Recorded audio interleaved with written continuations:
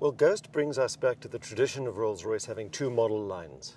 Rolls-Royce as a company has always been most successful over its over 100-year history when it's had two model lines, the large Phantom style car and then the slightly smaller, slightly more approachable, slightly less expensive Rolls-Royce. And that's what we're doing with Ghost. We're reintroducing that second line. I'm happy to say that most of the customers who are showing an interest in Ghost are customers who've never owned a Rolls-Royce before. So yes, there is a new demographic, and that demographic will be the wealthy businessman, the very successful businessman, the person who wants to drive his own car in the way that Phantom is frequently a chauffeur-driven car. This is a daily driving car. It's a very successful businessman's car.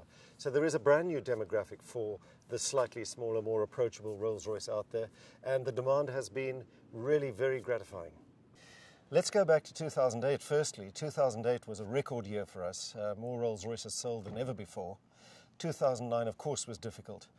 We came through it somewhat unscathed. We were down 17% at the end of the year, which by the standards of the auto industry was not too bad at all. And now as we introduce Ghost, of course, we're gratified to see a huge uptake on this car. So we're very confident, following the tremendously warm reception that it's had in the media and from our customer base, that this car is going to be enormously successful for us. Any motor manufacturer today who neglects to acknowledge the extraordinary power of the Chinese market does so at their own peril.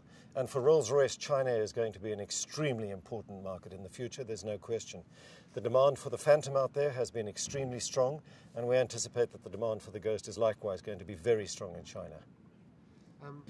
Rolls-Royce has a distinct advantage in as much as it's able to draw down on the tremendous expertise within the BMW group through the Efficient Dynamics program. So we are class leading with the Phantom in terms of CO2 emissions and fuel consumption, and likewise with the efficiencies that are being brought in the engine that powers the Ghost, we improve on those statistics yet again.